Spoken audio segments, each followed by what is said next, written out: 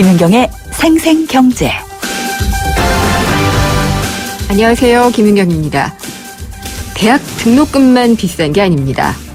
사립유치원 보내려면은요, 부모 등골이 휩니다. 국공립유치원과 사립유치원 학부모 부담금은 23배나 차이가 나는 것으로 나타났는데요. 사립유치원 다니려면은 비용이 연간 234만 원, 서울은 353만 원이나 된다는데요. 가장 높은 곳은 900만 원도 넘는다고 합니다. 아니, 애들한테 뭘 가르치길래 이렇게 비쌀까요? 내년 4인 가구 최저 생계비가 결정이 됐습니다.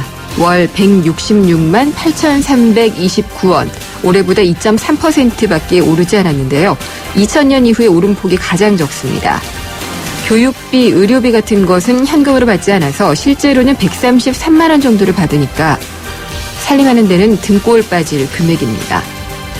한 시민단체가 최저생계비로 생활의무기 체험을 했던 적이 있는데요. 명시가 되어 있는 건강하고 문화적인 생활을 기준으로 한 게 아니라 굶어 죽지 않을 정도로만 주는 것 같다라고 했던 기억이 납니다. 작가들 등골 빠지게만 했던 출판 관행이 바뀐다고 하죠. 작가들이 출판사로부터 일정 금액을 받고 또 저작물에 따른 앞으로의 수익, 그러니까 애니메이션, 뮤지컬, 전시회 같은 것들에 대한 저작권은 다 출판사에 돌아가도록 하는 이른바 매절 계약 말입니다. 조금이나마 마음이 시원해집니다. 옳은 것을 옳다고 할 수 있어서요. 김윤경이 뽑은 오늘의 생생 키워드, 등골입니다.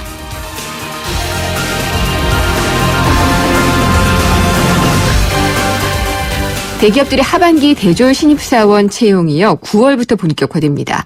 정말 얼마 안 남았고 다음 주부터가 9월인데요. 그래서 오늘 생생경제 금요기획에서는 하반기 공채 현황과 취업 준비생들의 준비 전략을 알아보는 시간을 마련했습니다. 올해 채용 규모는 작년과 비슷한 수준이 될 것으로 예상이 되고 있는데 아무래도 기업에 따라서 인재를 보는 시각에는 차이가 있고요. 또 평가 방식도 작년과 좀 달라지고 있기 때문에 이것도 확인을 해야 되고, 무엇보다도 이력서, 자기소개서 같은 서류도 그렇고요. 기업에서 원하는 것은 바로 역량입니다. 이걸 어떻게 준비를 해야 될지 오늘 전문가들 모시고 또 각 기업의 인사채용 담당자들 직접 연결을 해서 실질적인 정보들을 전해드리도록 하겠습니다. 김윤경의 생생경제 1부 시작합니다. 왜 뉴트리라이트 더블엑스는 DNA 건강까지 생각할까요? 매일 유해산소가 우리 몸의 DNA를 공격하기 때문이죠. 비타민과 무기질, 식물 영양소를 담은 더블엑스. 항산화를 통해 DNA 건강까지 생각합니다. 80년 식물 영양소 전문가. 뉴트리라이트 건강기능식품 광고입니다.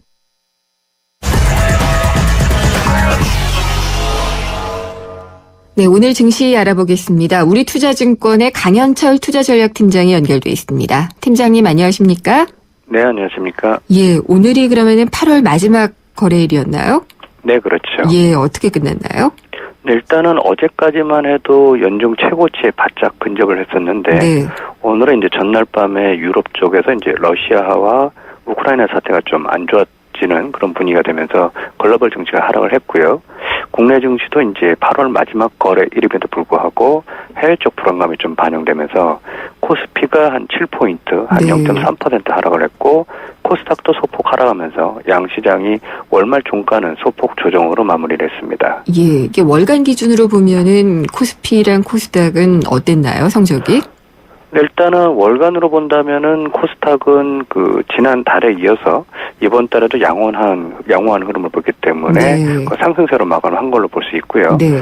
코스닥은 사실은 지난 달에는 좀 약간 조정폭이 깊었기 때문에 상대적으로 이제 상승폭이 좀 컸습니다. 그래서 양시장 둘 다 월간으로는 전월 대비 좀 오른 네. 거고, 특히 코스닥이 월간 기준으로는 상승폭이 컸던 달이었습니다. 괜찮았군요. 네, 그렇습니다. 그러면은 오늘의 수급 상황은 어땠나요? 네, 오늘은 전체적으로는 외국인들이 월 말이어서 이게 뭐 윈도우 드레싱이라고 해서 네.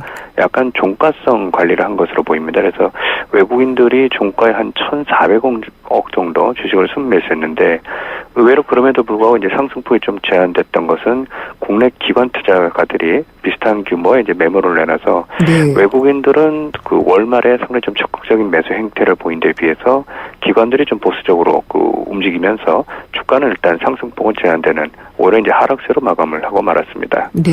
근데 외국인은 그래도 샀다 말았다 하면서도 사주는데 국내 기관들 보면은 매수하는 게 별로 안 보이는 것 같아요. 사실은 이제 코스피 같은 경우는 오늘 이제 종가가 한 2070선 정도 되는데 네. 2100선을 넘기 전까지는 그 환매란 게 있습니다. 예. 이 환매란 게 한 3년 전, 5년 전에 이 지수대에서 이제 주식을 하셨던 분들이 네. 원금이 어느 정도 확보가 되니까는 주식을 팔고 아예 이제 나가는 거기 때문에 외국인들은 이런 이제 국내 펀드 흐름에서는 좀 그 벗어나 있는 데 비해서 예. 기관 투자자들은 2100선을 돌파하기 전까지는 고객들이 이제 돈을 찾아가고 이로 인해서 어쩔 수 없이 이제 주식을 파는 그 엇박자가 계속 좀 일어나고 있어서 네. 당분간은 기관들은 적극적인 매매를 하기가 쉽지 않아 보입니다. 네. 오늘 좀 뭐 눈에 띄는 업종이나 종목이 있었나요? 네, 일단은 전체적으로 주가가 하락을 했기 때문에 특징적인 건 없었는데 네. 최근 거의 뭐 올해 들어서 내내 약세를 보였던 자동차 즉 운수장비 업종이 2% 가까운 상승세로 마감을 해서 네. 월 말에 지금 그 자동차 운수장비가 좀 극적인 반전을 보인 부분이 특징인데요. 다만 하루짜리여서 이게 예. 이제 9월이나 10월에도 이어질 수 있을지는 좀 더 확인해야 될 것 같습니다. 네. 9월 증시는 어떻게 보시나요? 이제 9월 증시는 사실은 월 중순에 일단 그 수급적 부담이 좀 있는데 네. 주식시장에서 보통 이제 기계적인 매물이라고 불리는 쿼드러플 즉 예. 그 옵션 현물 만기가 있어서 월 중순까지는 일단 조정 분위기가 좀 그 지배적일 것 같고요. 반대로 이제 월 중순을 넘어가게 되면은 이제 연말에 배당을 노린 인덱스 자금들이 한 4조 원에서 7조 원 정도 또 유입이 때문에 네. 아마 9월은 초중반은 약간 좀 약세를 보인 이후에 중순 이후부터 뭐 시장의 기대치가 좀 커지는 흐름을 볼 것 같습니다. 네. 우리투자증권에서는 연말의 지수는 어떻게 전망하고 계세요? 현재 코스피가 한 2070선 정도인데 연말에 2100선을 돌파한다면은 한 2200 정도까지는 갈 것으로 보고 있고요. 네. 다만 올해 내내 오른다는 건 사실은 뭐 예측이 쉽지 않은 거기 때문에 연말하고 연초는 좀 조심을 해야 되는. 그래서 오히려 9, 10월에는 좀 적극적으로 매매를 하고 네. 연말 연초에는 좀 비중을 줄이는 쪽으로 보고 있습니다. 그렇군요. 코스닥 시장은 그래도 8월 성적이 좀 나아졌다고 말씀은 하셨는데요. 이 중소형주들 움직임은 어떨까요? 사실은 이제 코스닥 같은 경우가 이번 달만 놓고 보면은 분위기가 괜찮았는데 네. 사실은 이제 직전 달이었던 7월이나 6월 달에 원체 큰 폭으로 하락을 했다가 그랬었죠. 여기서 이제 좀 반등하는 모습이기 때문에 투자자들은 여전히 좀 불안감이 큰 것 같습니다. 네. 일단 코스닥 시장은 아직까지는 기업 실적 개선보다는 정부 정책 기대감이나 일부 이제 그 수급적 우위에 따라서 좀 그 매매 방향성이 나타나고 있어서 네. 코스닥 쪽에 좀 방향을 찾으려면 이 부분은 한 9, 10월 정도의 실적 시즌에 좀 더 네. 이제 판가름이 날 것으로 보입니다. 알겠습니다. 여전히 뭐 쉽지는 않은 장세네요. 예, 오늘 말씀 잘 들었습니다. 감사합니다. 감사합니다. 우리투자증권의 강현철 투자전략팀장이었습니다.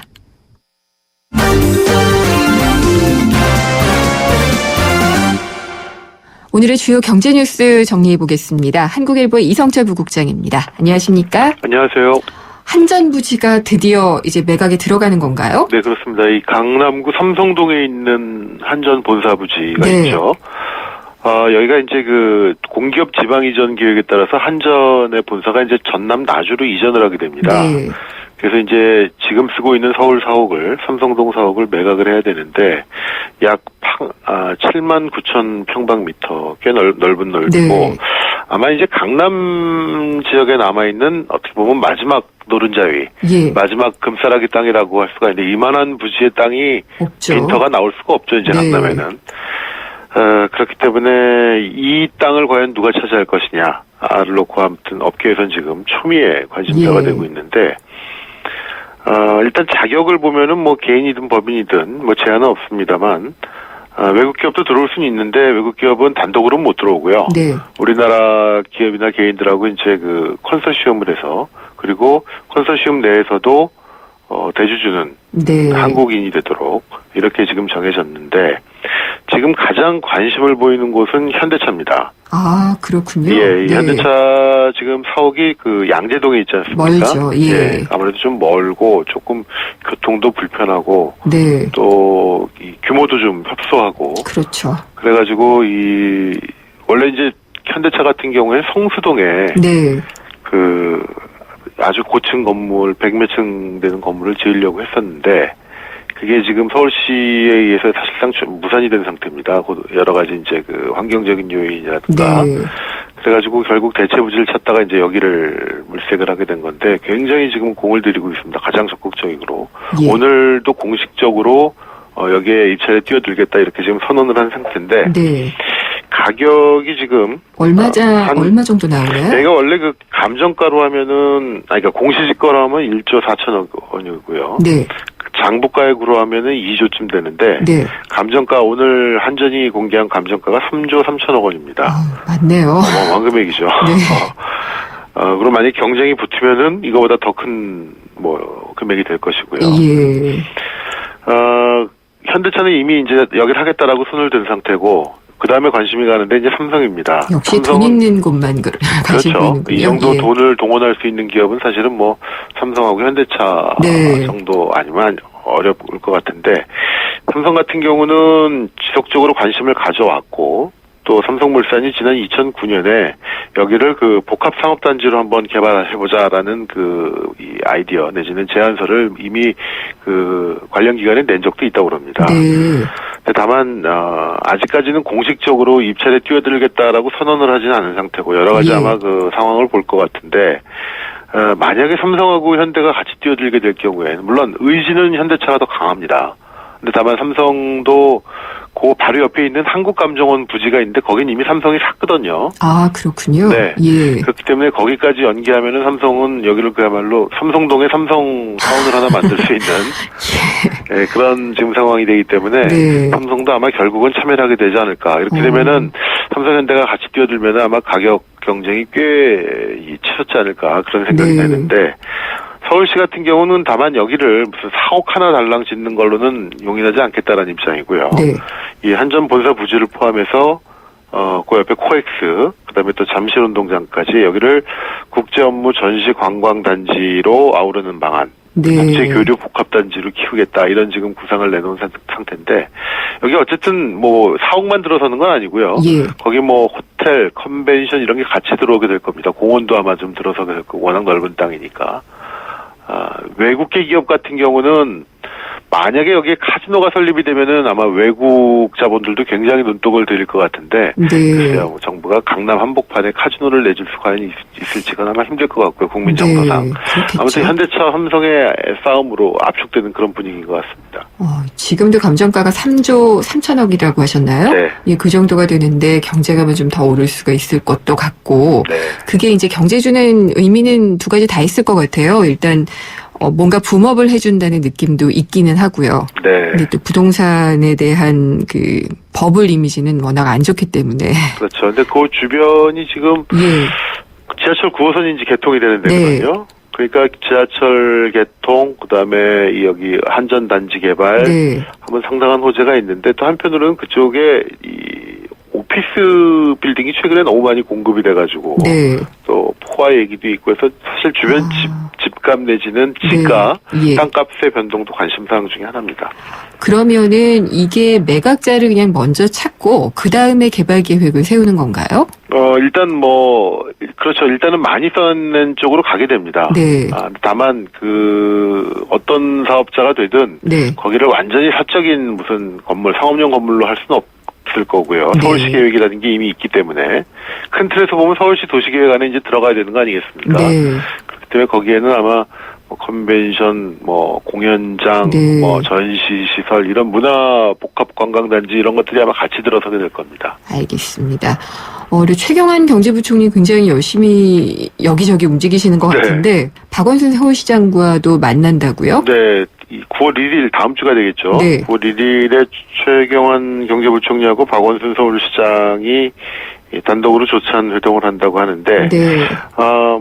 그냥 상견례고, 어쨌든 우리나라 국적에 굉장히 두 역할을 하는 분이니까 만나서 여기 여러 가지 얘기를 하겠다라고 하는데 어쨌든 지금 최경환 경제팀의 제1 목표는 경제 살리기, 내수 살리기 아니겠습니까? 네. 그리고 지난번에 발표한 내용을 보면은 서울시의 개발에 관한 내용들이 굉장히 많이 들어가 있습니다. 한강. 예, 그렇죠. 예. 한강을 지금 1980년 한강 종합개발 이후 처음으로 한강을 이제 손대는 작업을 지금 정부가 추진하고 있습니다. 네.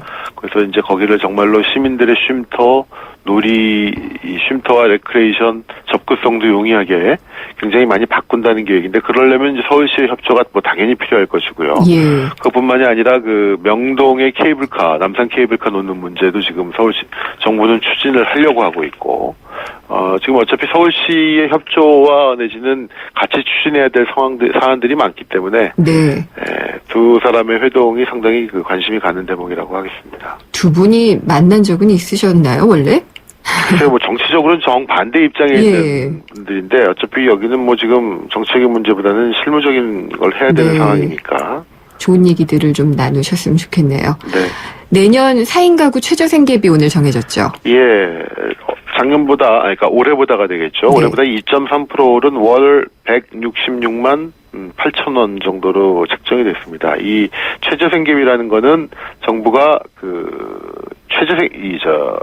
기초생활보호 대상자들이라든가 이런 분들한테 여러 가지 급여를 제공하고 또 대상자를 선정하고 하는데 이제 기준이 되는 것인데요.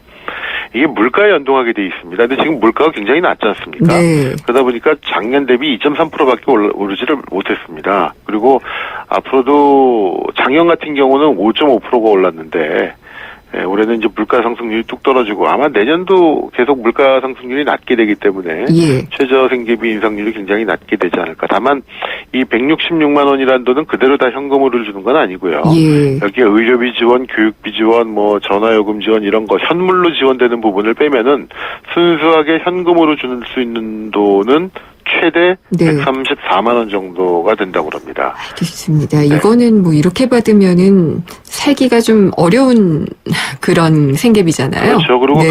각 개인이 가지고 있는 재산이라든가 이런 걸 네. 환산해가지고 그걸 차감해서 주니까 사실은 실제 지급되는 돈은 여기에 못 미치게 됩니다. 네, 그래서 실제로 빈곤층의 많은 부분이 이것도 못 받게 되는 경우가 많다고 그렇죠. 해서 예. 좀 현실화될 수 있는 방안들, 특히나 뭐 정부가 얘기했던 게 이게 최저생계비라는 말 자체를 바꾸고 예. 여러 가지를 나눠서 하겠다고. 종이소득이라는 예. 개념으로 네. 바꾸겠다는데 그 관련 법안이 아직 통과가 안 돼 있는 상태죠. 네, 네. 그게 법안이 통과되면 될 건지 아닌지는 잘 모르겠지만 한번 좀 저도 좀 공부 좀 해봐야 되겠습니다. 네. 예, 오늘 말씀 잘 들었습니다. 감사합니다. 한국일보 이성철 부국장이었습니다.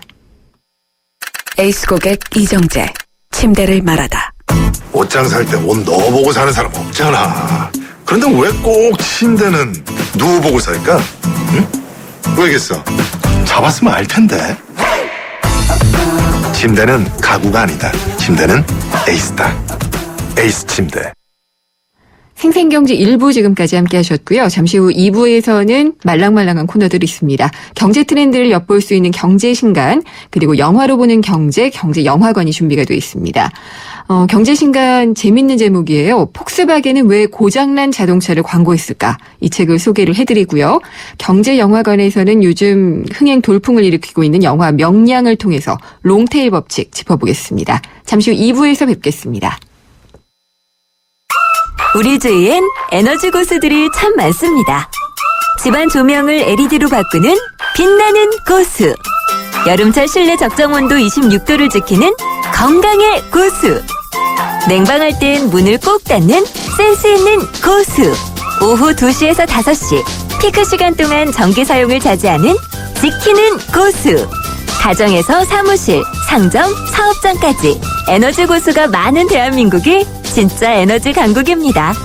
당신은 어떤 고수인가요? 이 캠페인은 산업통상자원부와 한국석유공사, 에너지관리공단이 함께합니다.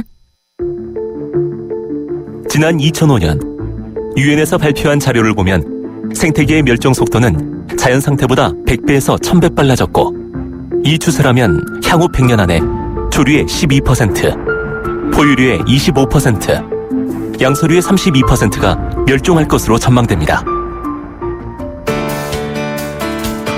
이처럼 위기에 처한 생물 다양성의 보존을 논의하기 위해 오는 10월 전 세계가 대한민국 평창에 모입니다. 자연의 일부인 우리 인간이 더욱 풍요롭고 안전하게 살아가기 위한 미래를 위한 발걸음. 제12차 생물 다양성 협약 당사국 총회. 환경부가 함께합니다.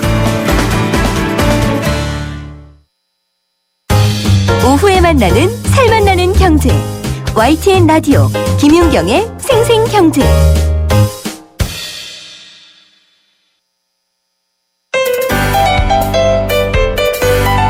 알쏭달쏭 경제상식 퀴즈.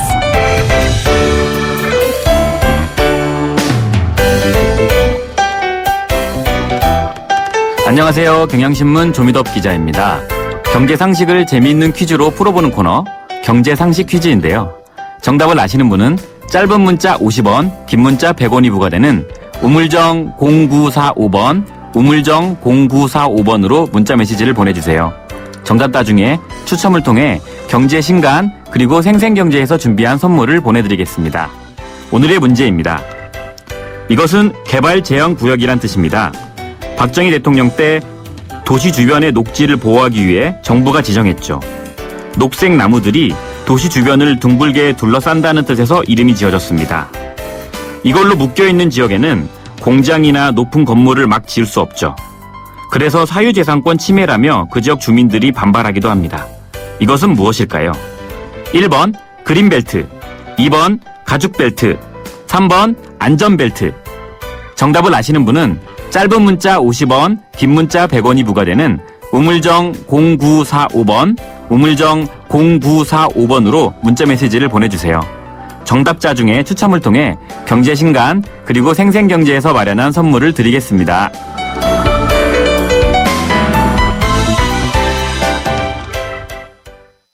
예, 세상의 베이스가 되는 포스코 협찬으로 김민경의 생생경제 2부 시작하겠습니다. 굉장히 이 통통 튀는 음악과 조미덕 기자의 이 귀여운 목소리가 잘 어울려서 경제상식 퀴즈가 나갔는데 문제 어렵네요. 개발 제한 구역. 근데 색깔이 들어가요. 힌트를 드리자면은 녹색 나무들이 도시 주변을 둘러싼다. 둘러싸니까 벨트겠죠. 그래서 보기에는 다 벨트가 들어갑니다. 그래서 이 지역, 개발을 제한하는 지역을 뭐라고 할까요? 라고 하는데 색깔이 들어가는 보기를 찾으시면 됩니다. 보기 다시 드릴게요. 1번 그린벨트, 2번 가죽벨트, 3번 안전벨트입니다. 정답 아시겠죠? 아시는 분은 샵의 0945, 샵의 0945, 짧은 문자는 50원이고요. 긴 문자는 100원이 부과되는 샵의 0945 문자로 보내주시면 됩니다. 정답 보내주신 분들 중에 선정을 해서요. 오늘 경제신간에서 소개해드릴 책입니다. 재밌을 것 같아요. 폭스바겐은 왜 고장난 자동차를 광고했을까를 보내드립니다. 전 광고 듣고 다시 돌아오겠습니다. 치열한 일상에 지쳤어요. 어떡하죠? 유유자적을 꿈꾸는 M3 타입이군요. 일상의 피로회복을 위해 하롱베이 317을 처방해드릴게요. 떠나세요. 당신의 타입에 맞는 베트남으로. 대한항공 베트남 4개 도시 운항. Excellence in flight. Korean Air. 내비 따라서 가는데 왜 이렇게 막히는 거야? 답답해하지 말고 실시간 교통정보가 반영되는 올레 내비하세요. 그래, 올레 내비로 바꾸니까 막힘없이 쭉. 올레 내비? 지금 통신사 관계없이 무료로 다운받으세요. 올레. 김윤경의 생생경제. 생생경제가 뽑은 이 한 권의 책, 화제의 경제신간. 금요일마다 만나는 따끈따끈한 경제신간입니다. 홍순철 북칼럼니스트 나오셨습니다. 안녕하십니까? 예, 안녕하세요. 네, 오늘은 어떤 책 가져오셨나요? 예, 오늘 책 제목이 참 재밌습니다. 네. 폭스바겐은 왜 고장난 자동차를 광고했을까? 라는 제목의 책입니다. 아니, 진짜 고장난 자동차 광고한 거예요? 예, 실제로 광고한 적이 있었다고 그래요. 네. 왜 그랬을까? 스토리를 만들기 위해서. 네. 사실 현대인들은 여러 형태의 광고에 노출이 돼 있어요. 많은 분들이 SNS라든가 이메일을 통해서 날라오는 그 낙성 광고 때문에 정말로 짜증나고 힘들다. 간혹 반갑기도 해요. 예, 그런 워낙 네. 메일박스가 비어서 그런 네. 분들 좀 계신가요? 또 신문을 이렇게 예. 보다 보면 이게 기사인지 광고인지 헷갈리게 만드는 기사성 광고도 이건 너무 있고요. 많죠. 그렇죠. 네. 이런데 요즘에는 이런 무차별적 광고를 받아보는 대중들이 사실 그 브랜드에 대해서 좋은 이미지를 갖기가 쉽지 않습니다. 네. 근데 광고라고 하는 게 대부분 좀 일방적인 그렇죠. 커뮤니케이션인데다가 요즘 대중들이 되게 현명하시잖아요. 네. 그러다 보니까 어떠한 광고가 진짜인지 잘 안다라는 거죠. 네. 그만큼 요즘에 특정 브랜드가 대중들에게 어떤 브랜드 이미지를 각인시킨다는 게 참으로 어려운 일인데요. 제품의 장점 경쟁력 이런 것을 열심히 일방적으로 설명하는 것으로는 부족합니다. 네. 그래서 요즘 스토리 이야기의 중요성이 강조가 되고 있는데요. 폭스바겐은 왜 고장난 자동차를 광고했을까? 이 책은 여러 기업들의 그 스토리 전략을 소개하고 있는 책입니다.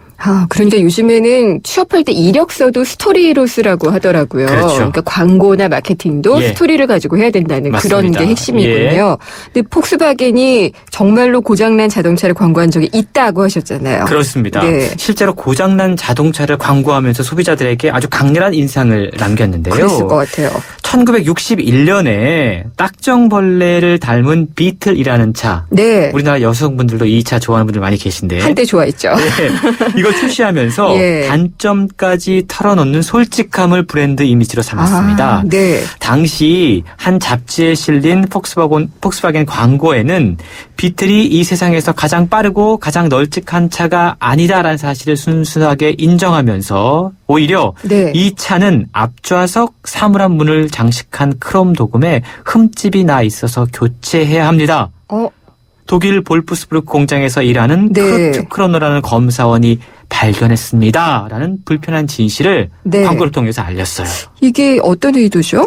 당시에 상품을 광고하던 대부분의 브랜드들이 과장 광고, 그렇죠. 확대해서 예. 최고입니다. 네. 다 이렇게 하는 게 일종의 룰이었다고 그래요. 네. 근데 그 상황 가운데 폭스바겐의 광고는 우리는 1등은 아닙니다. 우리는 부족합니다.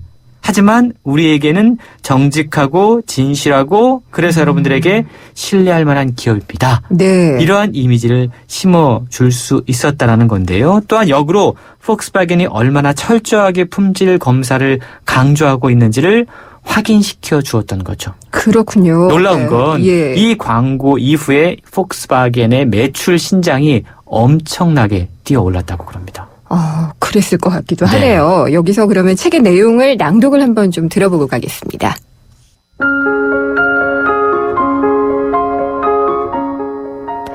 (1987년) 테리 웨이트 영국 성공회 대주교가 시아파 무슬림 단체에 납치당했다.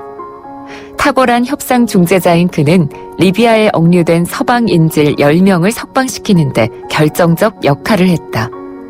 하지만 다른 인질들을 구하기 위해 뛰어들었다가 함께 억류되고 만 것이었다. 죽음의 위기를 여러 차례 넘겼지만 시간이 흐르면서 그의 인품에 감동한 감시 요원들이 원하는 책을 구해주겠다며 호의를 베풀었다. 하지만 이들과 말이 통하지 않았던 웨이트 대주교는 고민 끝에 책 귀퉁이에 펭귄이 그려진 책이면 아무거나 좋다고 했다. 바로 영국 펭귄 출판사의 책이었다. 그렇게 그는 감시 요원들이 간혹 전해주는 펭귄 출판사의 책을 읽으며 힘든 시간을 견뎌냈다. 1991년 석방된 이후 누군가 그에게 왜 하필 펭귄이었나 라고 묻자 펭귄 출판사라면 어떤 책이든 상관없이 읽을만 하리라 생각했다고 답했다. 이게 펭귄 출판사가 강요한 건 물론 아니죠? 그렇죠. 네. 강요한 게 아닙니다. 네. 근데 우리가 이제 펭귄 출판사가 워낙에 전 세계에서 가장 유명한 출판사 중에 하나잖아요. 그렇죠. 근데 사실 모든 브랜드들이 따지고 보면 비슷한 어떤 스토리를 하나쯤은 갖고 있을 거예요. 네. 근데 그 브랜드를 알리기 위해서 어떤 기업은 그것을 찾아내서 적극적으로 브랜드 전략으로 삼는 거고 또 어떤 기업은 반대로 그걸 살리지 못하고 네. 거기서 이제 브랜드 가치의 차이가 그렇겠죠. 발생한다라는 예. 이야기를 하고 있는 것이죠. 그러면은 정말 펭귄 출판사는 이 스토리를 잘 발굴해서 써먹은 네. 그런 출판사인데 뭐 좀 예를 좀 더 들어주실 수가 있을까요? 예, 책에 보면 이류는 광고를 하고 인류는 스토리를 한다. 만든다. 이렇게 이야기를 하고 있고요. 딱 들어오네요. 예, 실제로 뭐 나이키, 맥도널드, 이케아, 네. 하이네켄 여러 가지 세계적인 60개 글로벌 브랜드들의 글로벌 그 브랜드 스토리 전략들이 소개가 되고 있는데요. 네. 세계 최고의 검색 사이트 그러면 구글이죠. 그렇죠. 근데 이 이름이 어떻게 탄생됐는지 혹시 아세요? 대강은 아는데 들려주세요. 상당히 흥미로운데요. 네. 공동 창업자였던 레리 페이지와 세르게이 브리는 원래 10의 100제곱을 뜻하는 구골이라는 것을 네. 이 회사의 이름으로 사용하려고 했다고 그럽니다. 네. 근데 이 두 사람에게 투자를 하려고 네. 수표를 써주었던 그 투자자가 실수로 구글이라고 120표에 쓴 거예요. 아. 그러면서 이 두 사람이 이걸 보니까 야 네. 구글보다는 구글이 어감이 더 좋은데요? 더 좋은데? 라고 해서 네. 이 구글이란 이름이 실제 탄생하게 됐다는 거죠. 그렇군요. 이것 또한 하나의 스토리 전략이고요. 네. 이케아 우리나라에도 뭐 진출한다고 해서 말이 참 많은데요.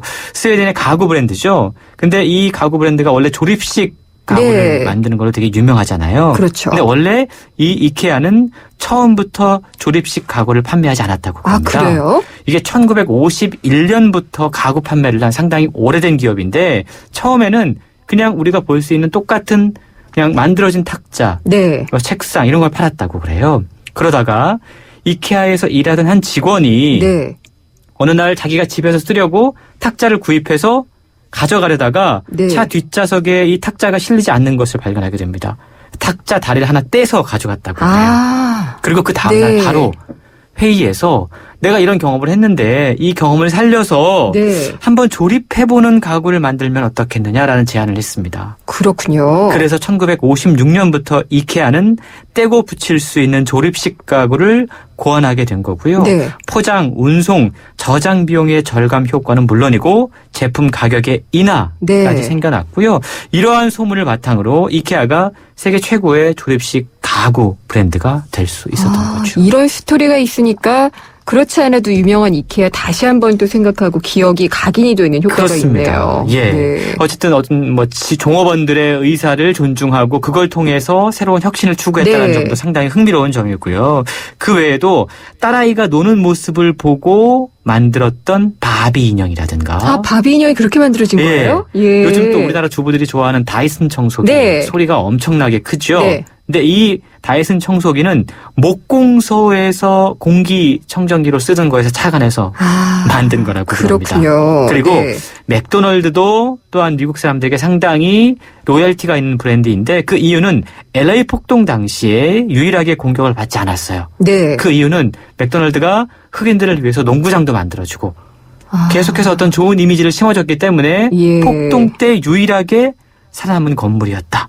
재밌는데요? 이것 또한 네. 맥도날드가 지속적으로 자기의 브랜드를 알리면서 써먹는 이야기고요. 네. 폐강 위기에 놓일 뻔하다가 천여 명의 집단 지성으로 새로운 금광을 찾아낸 골드코프라는 회사의 이야기도 네. 책에 소개가 되고 있는데 이 책은 여러 흥미로운 기업들의 이야기가 소개가 되고 있고 동시에 각각의 에피소드가 약 3, 4페이지가량의 네. 짧은 분량으로 아주 흥미롭게 소개가 되고 있고요. 제 일러스트 상당히 재미있습니다. 그래서 언제 어디서든 쉽게 펼쳐볼 수 있다는 그런 장점 또한 가지고 있는 책이죠. 일러스트는 그러면은 원래 그 원본에 있던 게 그대로 실렸나요? 아니면 한국에서 다시 작업을? 한국에서 아마 재미있게 따로 그리신 것 같더라고요. 그렇군요. 이게 그러니까 기업의 마케팅 담당자만 읽을 게 아니라 정말 뭔가 창의적인 발상을 해야 되는 모든 이가 읽어도 좋을 것 맞습니다. 같다는 생각이 말씀드린 드네요. 것처럼 예. 누군가에게 무언가를 알려야 되는 그리고 우리가 지금 주목경제 시대라고 네. 이야기를 하잖아요. 그러려면 상대방에게 뭔가를 좀 알릴 수 있는 가장 좋은 방법이 스토리, 네. 강렬한 어떤 인상을 남겨주는 이야기가 필요하다는 거죠. 그렇군요. 그런 이야기가 필요한 분들은 네. 읽어보시면 정말 도움이 될 만한 책입니다. 저 읽어봐야 되겠습니다. 네. 예, 오늘 말씀 잘 들었습니다. 감사합니다. 네, 고맙습니다. 홍순철 북칼럼니스트였습니다.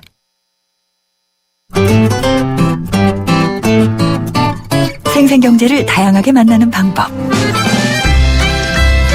YTN 라디오 앱 예스와 웹사이트 김윤경의 생생경제 또는 트위터 YTN_이코노미로 실시간 듣기와 다시 듣기를 하실 수 있고 방송 내용에 대한 문의와 의견을 주실 수 있습니다.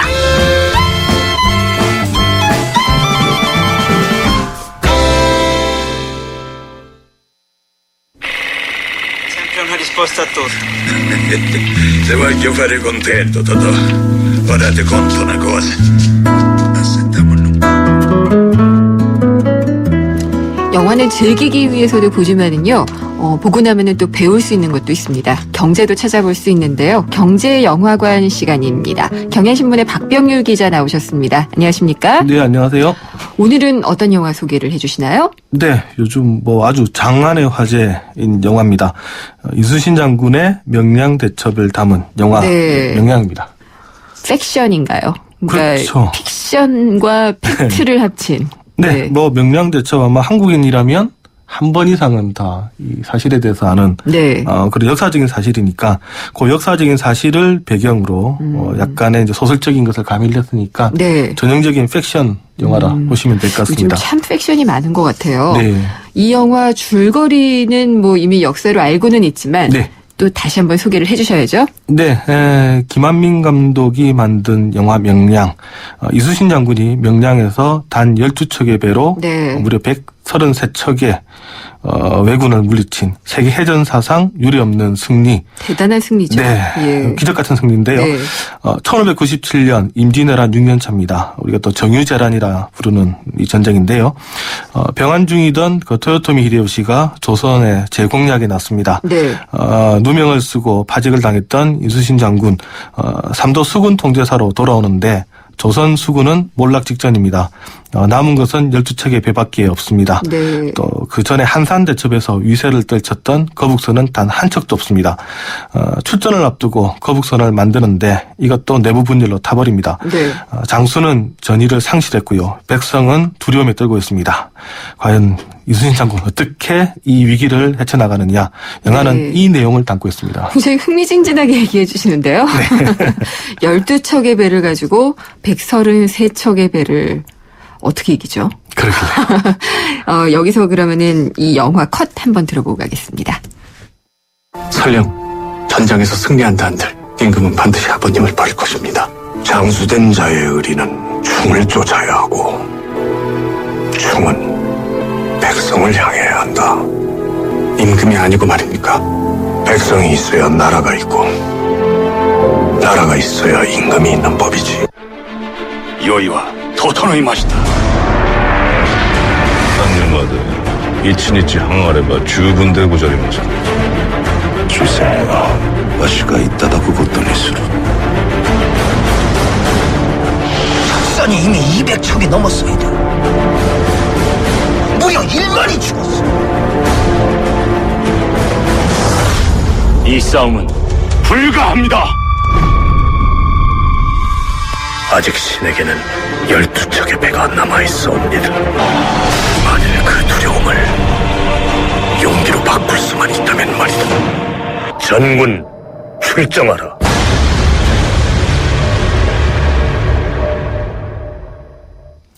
전군 출정하라 이러는데 막 이 떨림이 막 느껴지는데요, 저는. 네. 네, 제가 원래 전쟁 영화를 좋아하긴 하는데 이건 전쟁 영화로만 보기에는 좀 아까운 영화죠. 그렇죠. 네, 어떤 경제 이야기도 또 엿볼 수가 있나요? 네. 예. 이수신 장군이 명량에 출전하기 전에 네. 백성들의 눈을 봅니다. 예. 모두 이제 두려움에 빠져 있는데 저 두려움을 어떻게 해야 되나.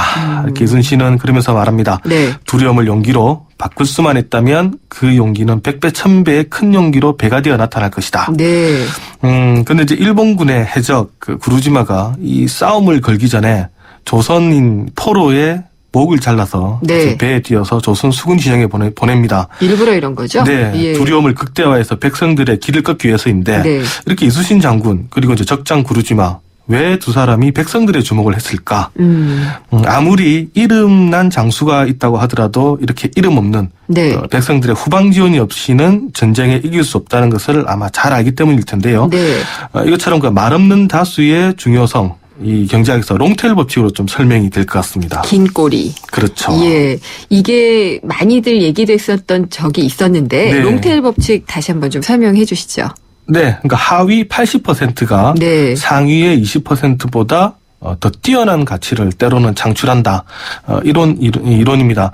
통상 우리가 이 자본주의 사회에서는 상위 20%가 하위 80%를 이끈다. 네. 그러면서 이제 파레토 법칙 이걸 더 많이 얘기를 하는데요. 전 이걸 많이 신봉했는데. 네. 예. 근데 그게 아니라 어느 날 보니까 오히려 하위 80%가 상위 20%를 때로는 이끌 때가 있더라. 그래서 이걸 쭉 보면 이제 공룡의 꼬리처럼 쭉 늘어진 네. 그 하위의 이제 그 힘이 강하다. 그러면서 이제 사실 긴꼬리 법칙 이런 얘기죠. 네. 이게 나온 지가 얼마 안 됐습니다. 2004년에 미국의 한 인터넷 비즈니스 잡지의 편집장이 이런 주장을 했습니다. 그러면은 뭐 20%가 80%를 이끄는 경우는 뭐 많이들 아실 거예요. 네. 근데 이렇게 다수의 80%가 20%를 이끄는 거는 어떤 예에서 좀 찾아볼 수가 있나요? 네, 주로 이제 온라인상에서 많이 벌어집니다. 예. 그 아마존닷컴 아시죠? 네. 온라인 서점. 이 아마존닷컴의 전체 수익의 절반 이상이 그 오프라인 서점에서는 비치하지 않는 그런 책에서 나온다고 합니다. 또 포털 사이트 구글의 예. 경우도요. 아주 거대 기업이 아닌 꽃배달업체라든가 제과점 이런 좀 자잘한 기업들에게서 상당한 부분의 이제 수익을 얻는다. 이런 얘기입니다. 네. 그래서 우리나라와 인터넷 뉴스들도 보면 주로 이제 그게 게재된 기사 그 고려를 보면 독자들이 십시일반으로 모아가지고 네. 주는 경우도 있는데 통상은 보면 이제 아주 거대 기업의 광고료로 운영되는 게 아니라 이런 이제 작은 독자들의 돈으로 예. 수익이 충당되는 이런 일들이 있습니다. 이런 롱테일 법칙 사실 이제 인터넷이 발달하면서 많이 가능해지는데 그 온라인에서는 어떤 이제 전시 비용 그리고 네. 이제 물류 비용이 추가적으로 이제 들지 않기 때문입니다. 만약에 어떤 이제 오프라인 서점에서 뭐 새 책을 비치한다 이러면은 사실 경비가 발생을 하죠. 네. 공간도 또 써야 되고요. 그래서 이제 경비가 많이 발생하는 데 비해서 책 판매량이 되지 않으면 적자입니다. 네. 하지만 온라인에서는 그냥 한 공간에다가 바로 게재를 하면 됩니다. 즉 우리 경제학에서 말하는 별도의 추가 비용이 들지 않는 네. 즉 한계 비용이 이제 0에 가까운데 이러다 보니까 이제 별로 이제 주목받지 않는 네. 이제 그런 책을 비치려 해도 책이 팔리는 겁니다. 이 사실 이 롱테일 법칙이 엄청나게 경제 경영 분야에서 큰 충격을 줬습니다. 그랬었죠. 예, 앞서 예. 말씀하신 것처럼 자본주의는 20대 80의 사이다. 네. 그랬는데 역으로 아니다. 때로는 80대 20도 있다. 예, 그래서 아주 개념을 좀 많이 바꿨던 그런 법칙입니다. 조직에서는 꼭 일하는 사람은 20%밖에 없는데요. 그렇죠. 네.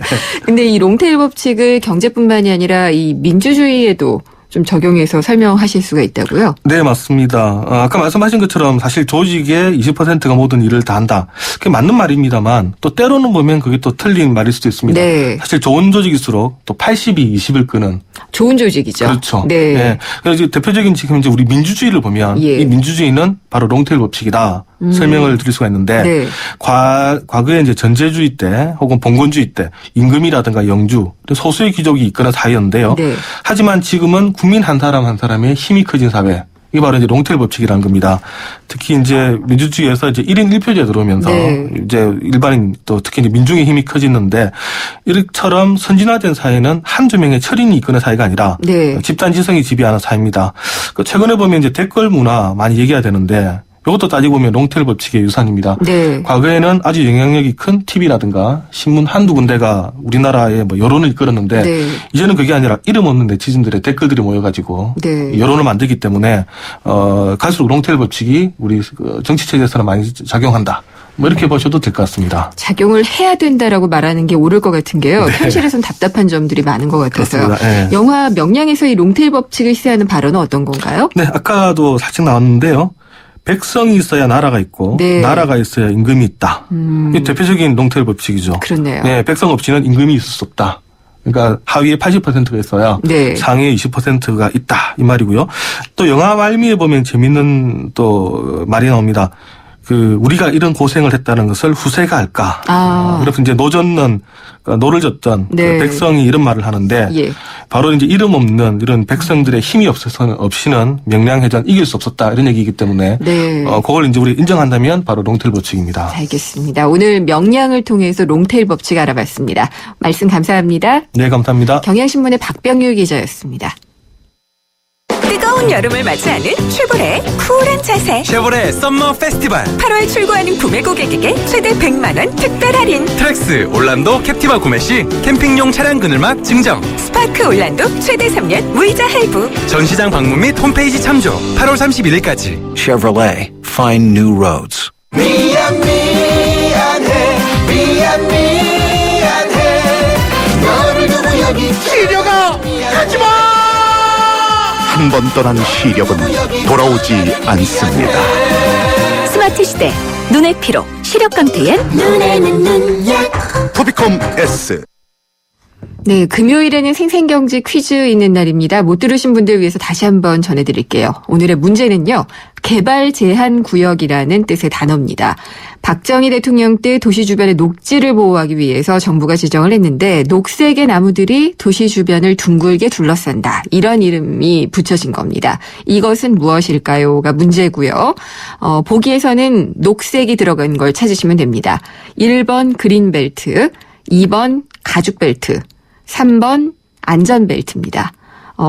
진짜로 매는 게 있고 아닌 게 있죠. 그렇게 찾으셔도 될 것 같네요. 정답 오늘 방송 끝나는 오후 5시까지 짧은 문자는 50원, 긴 문자는 100원이 부과되는 휴대전화 우물정의 0945번으로 보내주시면 됩니다. 정답 보내주신 분들 중에 선정을 해서요. 오늘 경제신간에서 소개를 해드린 폭스바겐은 왜 고장난 자동차를 광고했을까 보내드립니다. 샵에 0945 문자 보내신 분들 있는데요. 몇 개 소개를 해드리겠습니다. 1642님. 수명을 다한 이 벨트는 순차적으로 해제가 바람직해 보입니다. 라고 하셨습니다. 1325님은 힌트를 주셨는데요. 정답은 이것은 골프 PGA 마스터스 재킷 색깔하고 같죠? 라고 하셨습니다. 색깔을 명시를 해주셨습니다. 3769님. 연세가 많으신 작은 아버지께서는 이걸로 지정된 지역을 사신 지가 27년이 됐지만 아직도 풀리지 않아서 심경만 무겁다라고 울상이십니다. 라고 하셨습니다. 또 1178님. 우리나라가 얼마나 벌거벗은 나라였으면 이런 게 다 있었을까요? 라고 하셨는데 사실 그때는 그랬죠. 근데 지금은 꼭 그렇지는 않은 상황인 것 같습니다. 색깔이 들어간 것 보기 중에서 골라주시면 됩니다. 1번 그린벨트, 2번 가죽벨트, 3번 안전벨트입니다. 정답은 샵의 0945 문자로 보내주십시오. 내신 뉴스 듣고요. 저는 생생경제 3부에서 하반기 공채 현황과 지원 전략을 알아보는 금요기획으로 찾아뵙도록 하겠습니다.